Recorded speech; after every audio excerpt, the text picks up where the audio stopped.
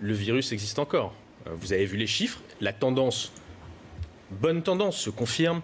Moins de patients contaminés, moins de patients hospitalisés, moins de morts chaque jour. Pour autant, toujours des personnes en réanimation et toujours des décès parmi nos concitoyens.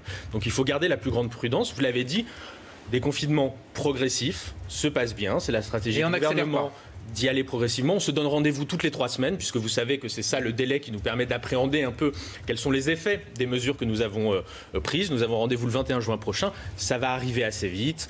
Effectivement, les Français ont retrouvé notamment les terrasses de leur café et cette convivialité qui nous est chère et qui nous manquait. Aujourd'hui, il n'y a pas de pénurie, il y a une tension, effectivement, sur un certain nombre de produits anesthésiants importants en réanimation. Alors, qu'est-ce que nous avons fait? Qu'est-ce que nous allons faire? Ce que nous avons fait, d'une part, nous avons une gestion plus rigoureuse, c'est-à-dire que le ministre de la Santé a fait en sorte que nous puissions mobiliser ces produits dans les hôpitaux où il y avait des stocks et que nous puissions les réallouer dans ceux qui étaient en tension justement. Par ailleurs, le ministre des Solidarités et de la Santé, Olivier Véran, a appelé tous les grands industriels pour leur assurer du volume et s'assurer que la France serait bien approvisionnée, réapprovisionnée dans ces volumes, pour ces produits-là. Et puis par ailleurs, nous avons aussi une stratégie européenne avec nos partenaires, parce qu'en réalité, la situation que nous connaissons en France, elle est dans le monde entier.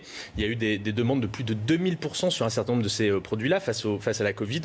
Et donc nous avons une stratégie européenne pour aussi garantir des volumes et du réapprovisionnement. Ça ne change rien. Pour l'instant, on reste sur la même position. Même si l'OMS dit qu'on peut reprendre des... L'agence, l'ANSEM, l'agence de la sécurité des médicaments, ne s'est pas encore prononcée suite aux dernières